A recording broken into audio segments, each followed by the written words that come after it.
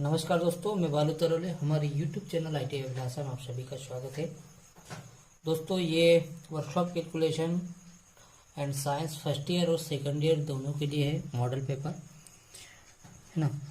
तो उसमें कुछ लोगों ने कमेंट्स करके बताया सर कि सेकंड ईयर का मॉडल पेपर बनाए, तो फर्स्ट ईयर और सेकंड ईयर दोनों के लिए है।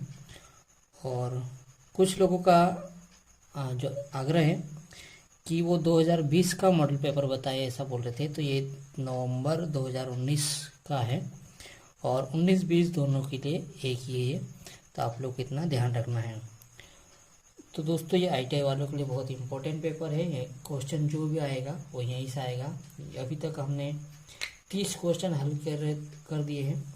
इसके बाद ये 31वां क्वेश्चन हम लेंगे। इसी प्रकार आगे बढ़ते रहेंगे। टोटल हमारे पास 247 क्वेश्चन है मॉडल पेपर के। तो आपको मॉडल पेपर पूरा लगाना है, पूरा छुड़ाना है आप लोग को। अगर आप छुड़ा लोगे तो वर्कशॉप कैलकुलेशन एंड साइंस का कहीं से भी पेपर आपका बाहर नहीं जाएगा।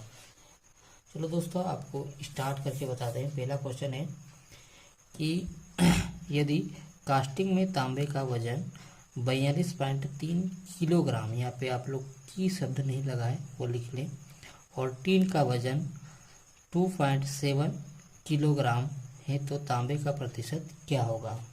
तो ऐसे ये बहुत ही सिंपल और आसान क्वेश्चन है ना। अनुपात से ये सवाल है, ठीक है, और प्रतिशत दोनों में होता है। उसमें 4 ऑप्शन दिया है, 92%, 94% और 96% और 98%। 31 नंबर का जो क्वेश्चन हमारे पास है, आपके पास तांबे का वजन दिया है, तांबा, ठीक है। तांबे का जो वजन है, तांबा आपके पास 42.3 किलोग्राम केजी में दिया गया है। और टीन का वजन है ना, जो टीन धातु है उसका वजन दिया गया है, उसका दिया 2.7 केजी ये दिया गया है। तो अब इन दोनों को हम जोड़ेंगे, टोटली 100% होगा, है ना। टोटल वजन इसका कितना हो गया, 42.3 प्लस, है ना, 2.7, इसको हम जोड़ देंगे तो ये 10, ये 5 हो जाएंगे, ये तो ये हो जाएगा 45 केजी। टोटल वजन आपके पास कितना हो गया, 45 केजी, है ना। अब जो आपके पास पूछ रहा है वो तांबे का प्रतिशत कितना होगा, है ना। तो आप तांबे का वजन प्रतिशत में निकालेंगे, तांबे का प्रतिशत। दोस्तों, आपको प्रतिशत का वीडियो देखना हो तो हमारे चैनल पर डला हुआ वो देख लीजिए, पूरा दिया हुआ है, ठीक है। तांबे का आपको प्रतिशत निकालना है। तांबे का प्रतिशत, हमारे पास तांबे की जो मात्रा है वो 42.3 केजी है। टोटल वजन हमारे पास 45 केजी है, और हमको प्रतिशत लगाना है तो हम 100 का गुणा कर देंगे, ठीक है दोस्तों। अब इसके बाद देखिए, चाहे तो आप इसको काट भी सकते हैं 5 के पहाड़े से, और चाहे तो आप गुणा भी कर सकते हैं, ठीक है। गुणा करने पे हमारे पास ये आएगा, ठीक है। 100 में 42.3 का गुणा करेंगे तो ये आपके पास 2 जीरो आएंगे। अब दशमलव कहाँ लगाना, तो 1 जीरो के बाद, तो ये दशमलव यहाँ पे लग जाएगा, बटे 45 ये। अब इसका आप भाग दोगे 4230 में 45 का भाग देंगे तो हमारे पास आएगा डायरेक्ट ये, अगर भाग दे के देख लेना, 94% आएगा, ठीक है। तो इस प्रकार से आपके पास पहला क्वेश्चन हल होता है। और जिसको नहीं समझ में आ रहा तो वो यहाँ से देख सकता है। देखिए मैं कैसे काटता हूँ, 4330 बटा 45, 5 के पहाड़े में दोनों का भाग जाएगा, 5 नाम 45, है ना। इसके बाद 5 8 40, 2 बच गए तो कितना हो गया, 23, 5 चौक 20, है ना। तो कितने बच गए, 5 6 30। अब 3 के पहाड़े से काट दो, 3 3 9, है ना, 3 दूनी 6, 2 बच गए 24 हो गए, 3 8 24 और 3 दूनी 6, ठीक है। फिर आप काट सकते हैं 3 के पहाड़ से, 3 एकम 3, 3 सतु की 3 आठों 3 नम 27, और ये आपके पास 2 बच गए तो 12 हो गए, 3 चौक 12, ये 94% वैसे 12 काट पीट के, तो आपके पास ये बिल्कुल सही है आंसर है।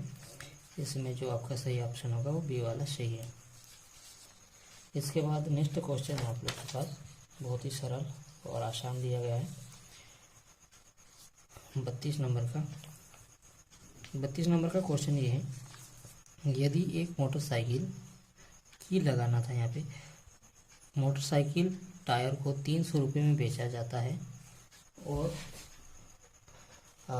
25% और उसे 25% लाभ होता है, तो खरीदी का मूल्य कितना होगा ये आपको बताना है। ठीक है, तो इसमें 4 ऑप्शन दिए हैं, 200, 220, 240 से 260, है ना। तो आपको मैं इस सवाल को बिल्कुल ऑप्शन को रख के हल कर दूंगा, है ना। तो हमारे पास अगर हम 200 का 25% निकाल के तो 300 आना चाहिए, तो पहला ऑप्शन निकाल के देख लेता हूँ, फिर उसी प्रकार आगे करते जाएंगे। जैसे 200 का अगर हम 25% निकालेंगे ये, तो ये 25 दोनों कितना होगा 50। अगर हम 200 में 50 जोड़ देंगे तो ये हमारे पास आ जाएगा 250। तो ये नहीं आ रहा दूसरा ऑप्शन, पहला ऑप्शन। तो आपको मैं तीसरा ऑप्शन रख के बता देता हूँ, है ना। ये पहला रखे थे ए वाला, अब बी वाला, नहीं आपको सी वाला रख के बता देता हूँ। आपके पास कितना है 240 का हम 25% निकाल लेंगे तो 25 एकम 25, 25 चौक 100 और 4 एकम 4, 4 चौक 16, 4 एकम 4 6 24, तो 60 आया। अगर हम 240 में 60 को जोड़ देंगे तो हमारे पास 300 या आ जाता है। तो हमारे पास जो ऑप्शन कौन सा सही होगा, सी वाला सही होगा। ठीक है दोस्तों, अब अगला जो है बहुत ही सिंपल प्रश्न है।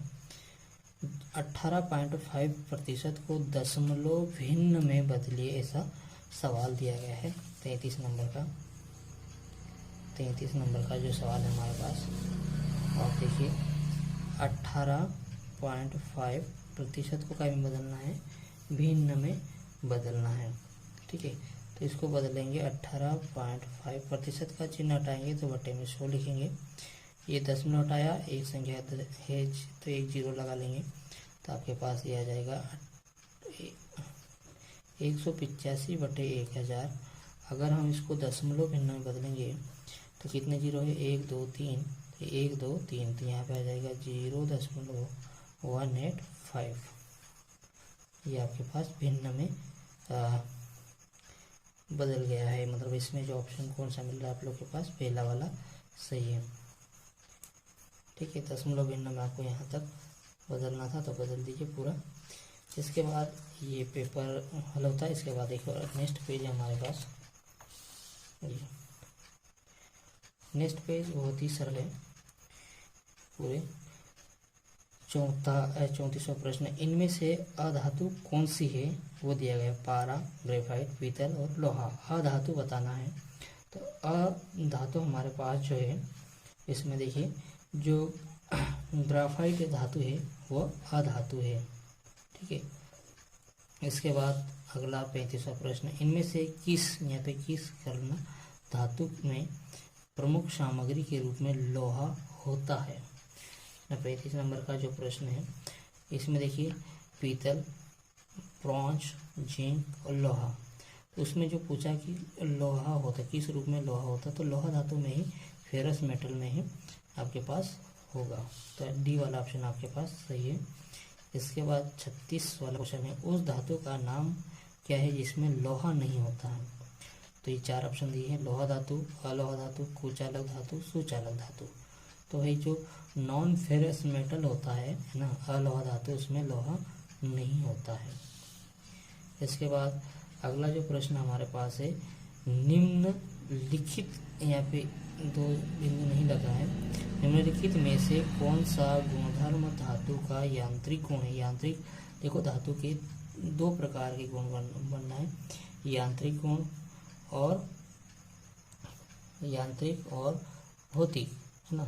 मैकेनिकल प्रॉपर्टी और फिजिकल प्रॉपर्टी, इसमें कुछ आप लोग को यांत्रिक गुण है ऐसा क्वेश्चन दिया गया है ना। तो यांत्रिक गुण इसमें से देखिए गणनीयता, तन्यता, संरक्षण और रचना। ठीक है, तो ये यांत्रिक का मतलब होता है मैकेनिकल प्रॉपर्टी, है ना। मैकेनिकल प्रॉपर्टी इसमें डक्टिलिटी, यानी कि आपके पास जो दूसरा वाला ऑप्शन बिल्कुल सही है। ठीक है, गणनीयता यानी कि ये फिजिकल प्रॉपर्टी में आ जाता है, ये भी सब बाकी सब फिजिकल प्रॉपर्टी में आते हैं। इसके बाद 38 नंबर का प्रश्न हमारे पास है, इनमें से भंगुर धातु कौन सी? भंगुर धातु कौन सी? कच्चा लोहा, इस्पात और नर्म इस्पात और मिश्र, है ना। ये पे मिश्र धातु इस्पात, ऐसा ये 4 ऑप्शन आपके पास दिया हुआ है। तो 4 ऑप्शन में इसमें देखिए भंगुर धातु है वो कच्चा लोहा, जिसको हम कास्ट आयरन के नाम से भी जानते हैं। अब 39वां प्रश्न हमारे पास है, बहुत ही सरल और आसान। धातु की कौन सा यांत्रिक गुण एक काटने के उपकरण में लोचदार वरुपण के लिए प्रतिरोध प्रदान करती है? ये शुद्ध हिंदी शब्द है, आप लोग भी निम्मी के बुक से पूरा क्वेश्चन बनाया हुआ है ना। तो आप लोग भी थोड़ा उसको समझने की कोशिश कीजिए, है ना। पहला दिया है तन्यता, आघात वर्धनता, कठोरता और चिमड़पन। ठीक है, उसमें जो काटने वाला गुण होता है वो हार्डनेस वाले में होता है। ठीक है, तो हार्डनेस कठोरता में पाया जाएगा। ठीक है, इसके बाद 40वां क्वेश्चन है हमारे पास। 40वां क्वेश्चन है, धातु की कौन सा गुण बिना फ्रैक्चर के स्थायी रूप में गठन में सक्षम होता है ना। तो बिना जो फ्रैक्चर होता है उसमें यानी कि स्थायी रूप धारण कर लेता है, ऐसा क्वेश्चन दिया गया है। तो धातु का ऐसा कौन सा रूप है? तो यहाँ प्रत्यास्थता, इलास्टिसिटी, प्लास्टिसिटी, डक्टिलिटी और ब्राइटनेस। ठीक है, भंगुरता, इतनी चीज़ें दी है। तो आपको जो धातु की जो स्थायी रूप धारण करने वाला वो प्लास्टिसिटी होती है। ठीक है, ये वाला ऑप्शन सही है। इसके बाद 41वां जो क्वेश्चन है, धातु की कौन सा गुण बल लगाने पर विरूपण तथा बल हटाने पर वापस पूर्व अवस्था में आने की क्षमता रखता है? मतलब एक बार बल लगाया और हटा लिया तो वापस पहले वाले अवस्था में आने की क्षमता रखता है, ऐसा दिया। तो ये मेलेबिलिटी यानी कि आधार प्रत्यंता, टेंसिलिटी दृढ़ता, इलास्टिसिटी प्रत्यास्थता और प्लास्टिसिटी सुकुटता। ठीक है, तो ये धातु का एक बार बल लगाने और वापस हटाने पे इलास्टिसिटी ऐसी होती है जो वापस अपने पूर्व अवस्था में आ जाती हैं। तो दोस्तों ये वीडियो आप लोग को कैसा लगा ज़रूर बताएगा। अच्छा लगा तो लाइक करना, शेयर करना और हमारे चैनल को सब्सक्राइब जरूर करना। जय हिंद, जय भारत।